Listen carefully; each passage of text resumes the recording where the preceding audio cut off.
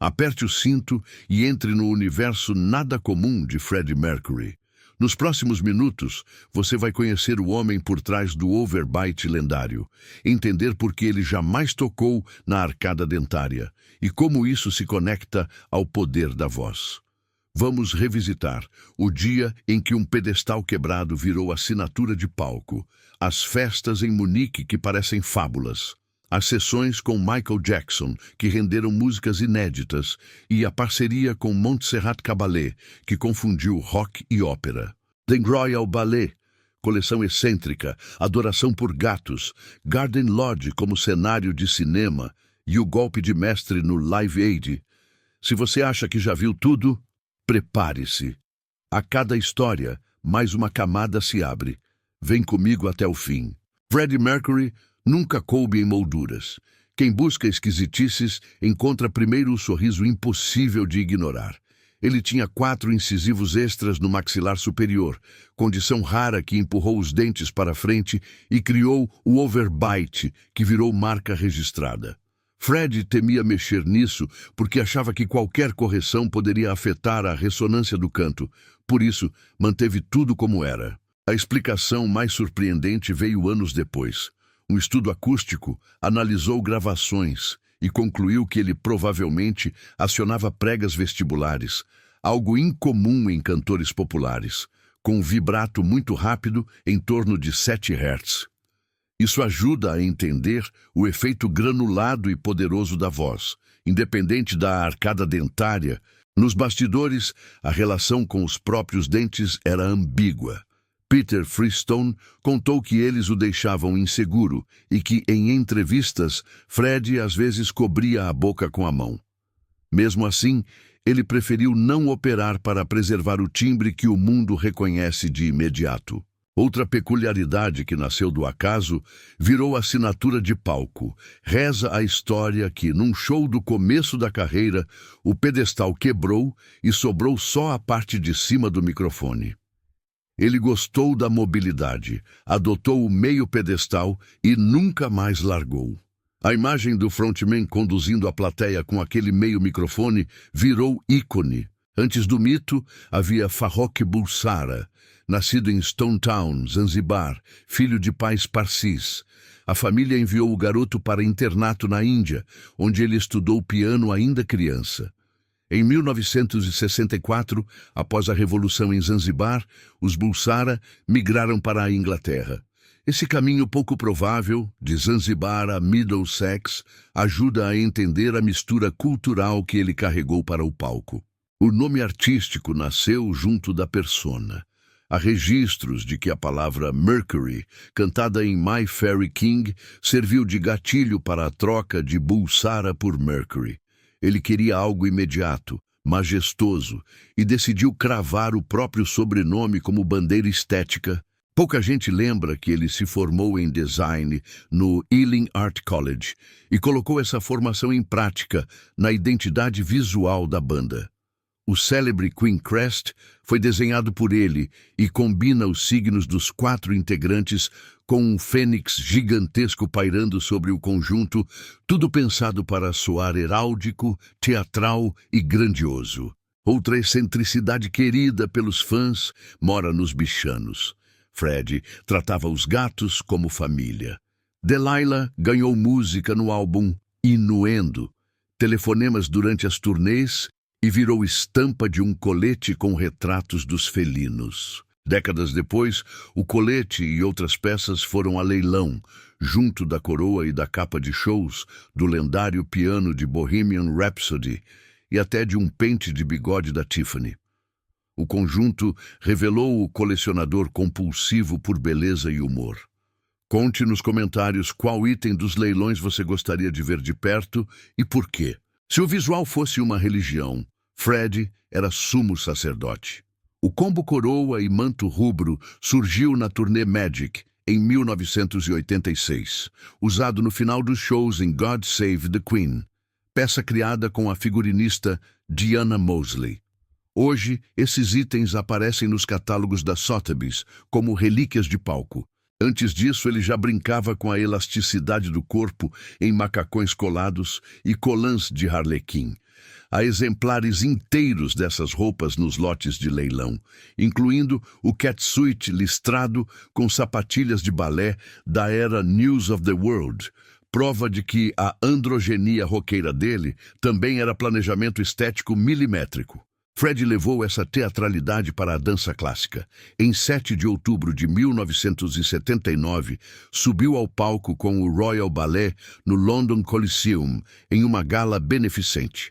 Cantou Bohemian Rhapsody e Crazy Little Thing Called Love, cercado por bailarinos, misturando pop, lírico e humor físico num formato que pouca gente ousa.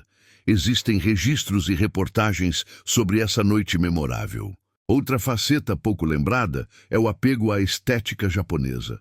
A série de leilões A World of His Own dedicou uma sessão inteira ao tema In Love with Japan e listou kimonos, estampas ukiyo-e e objetos do cotidiano que moravam em Garden Lodge. Até kimonos de palco e recortes de tecidos japoneses aparecem com procedência clara.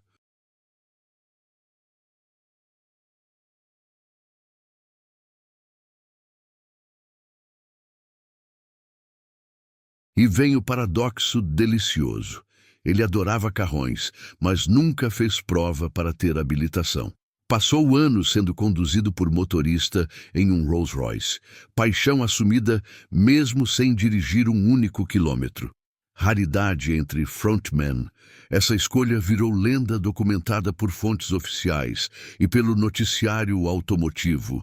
No estúdio, Fred funcionava como um alquimista do som.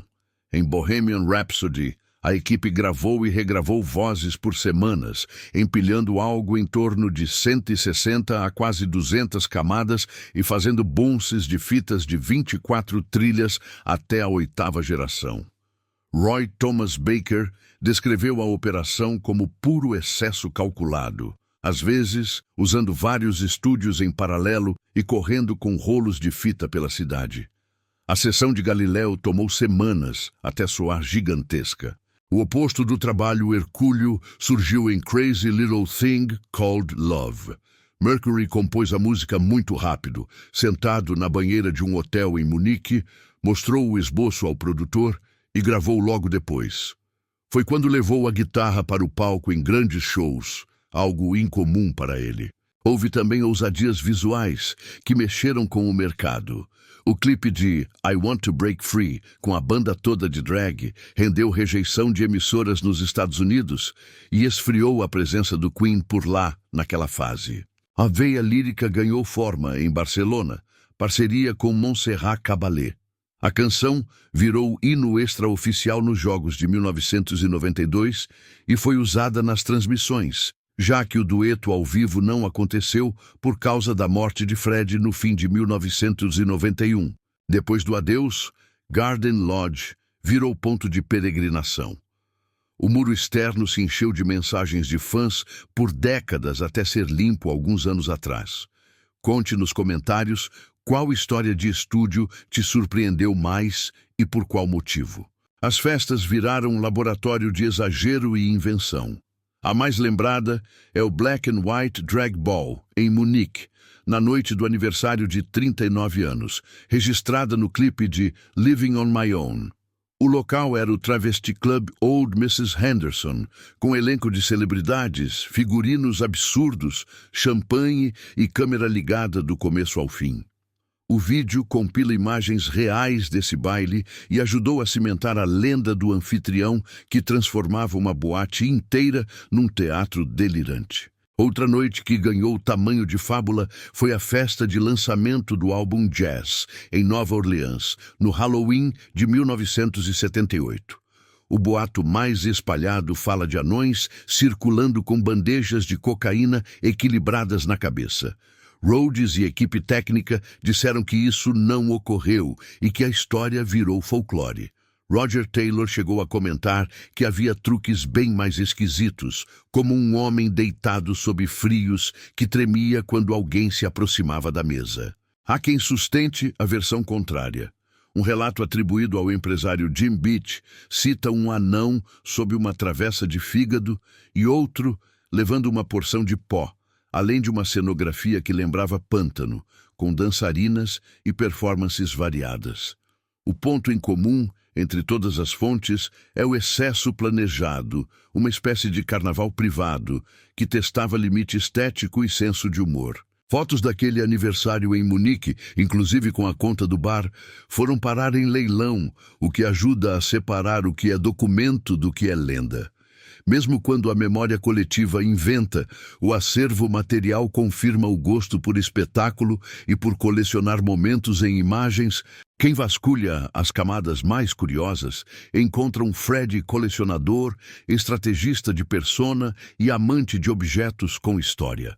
Muito antes da consagração, lançou singles sob o codinome Larry Lurex, uma brincadeira glam que testava timbres, reverbs e exageros estéticos, enquanto o Queen se consolidava em rascunhos de Bohemian Rhapsody, a uma surpresa saborosa de arquivo.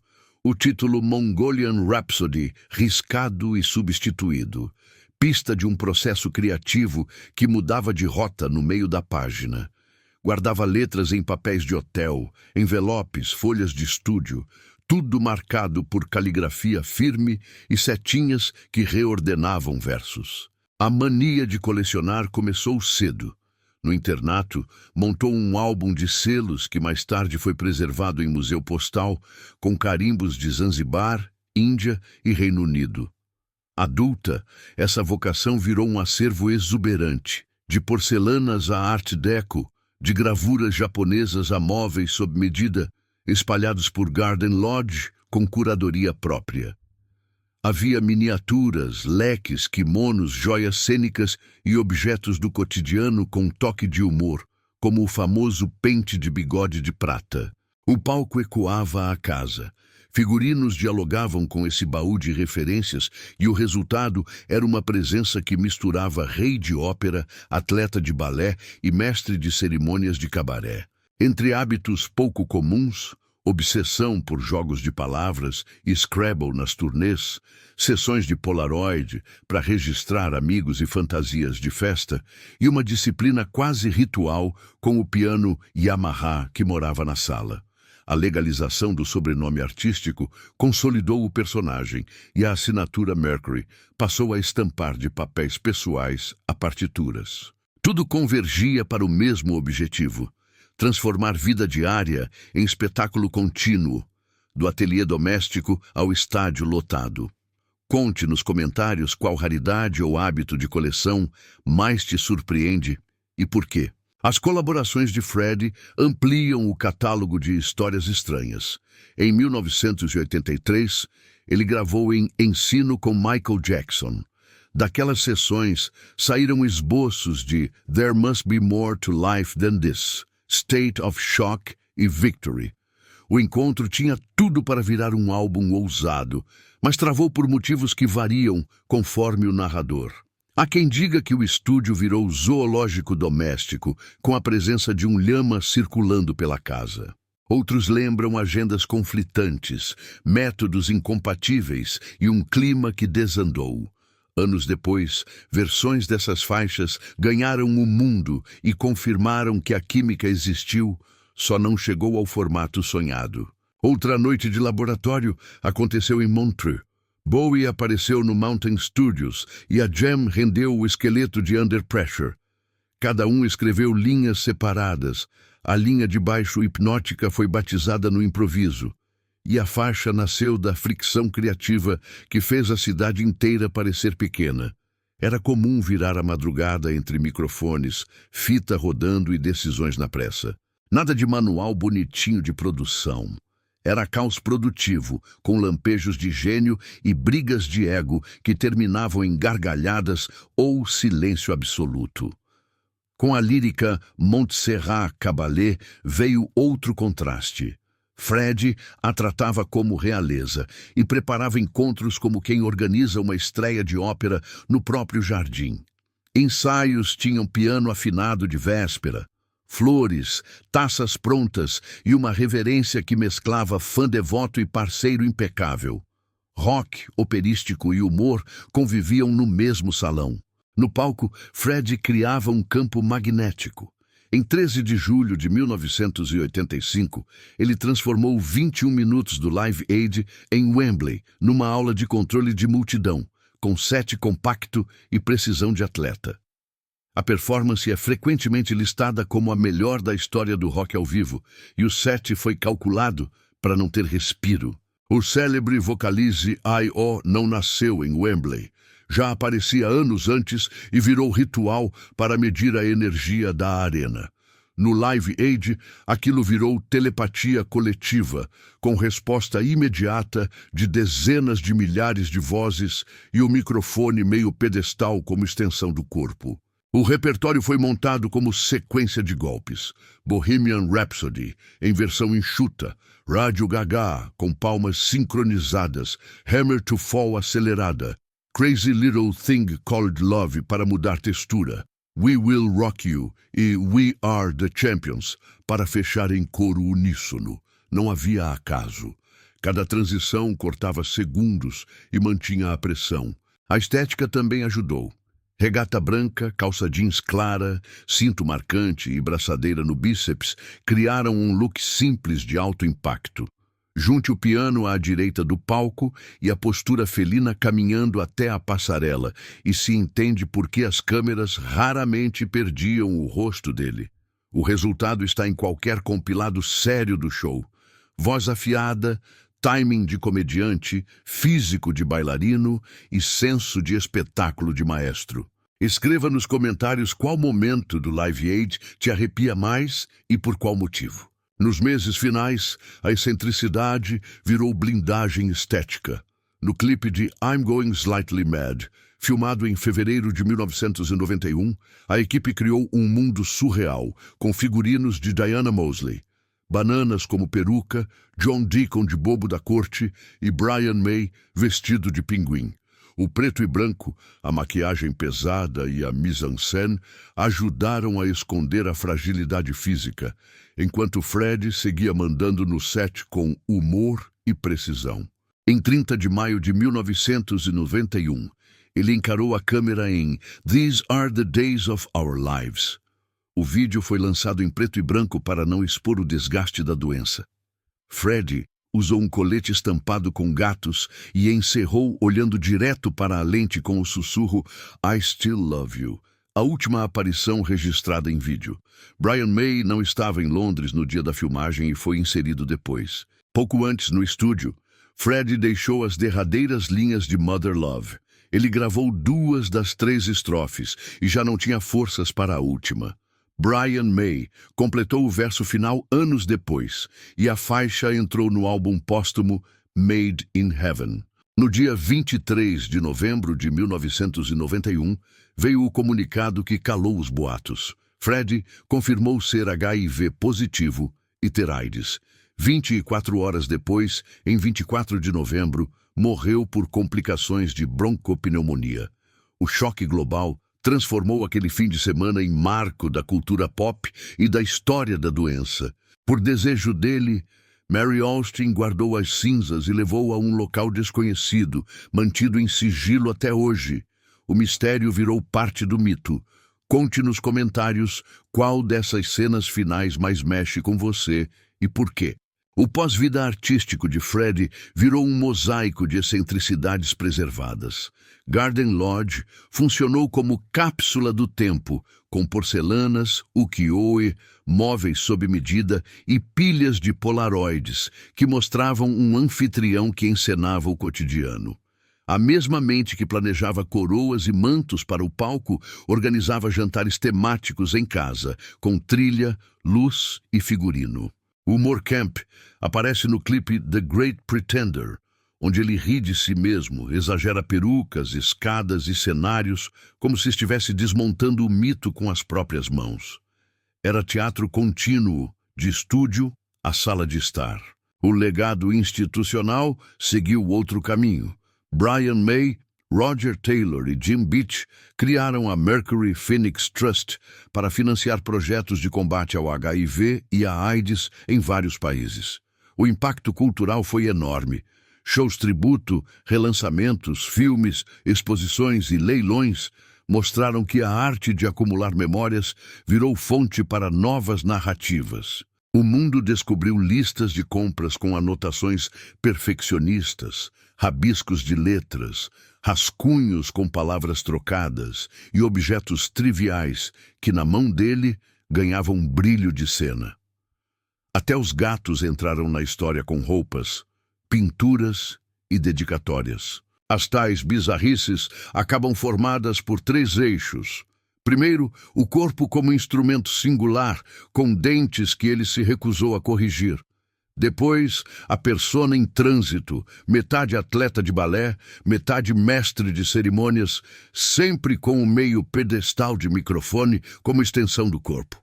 Por fim, o colecionador que transformou casa em palco e palco em sala, misturando ópera, rock, risada e fúria criativa. É por isso que, décadas depois, o nome Mercury ainda dispara imagens imediatas de coroas, gatos, vibratos acelerados e um ai-o que parece não terminar. Comente qual traço excêntrico você guarda na memória e escreva por quê. Se quiser, finalize com ai-o para eu saber que você chegou até aqui. Tu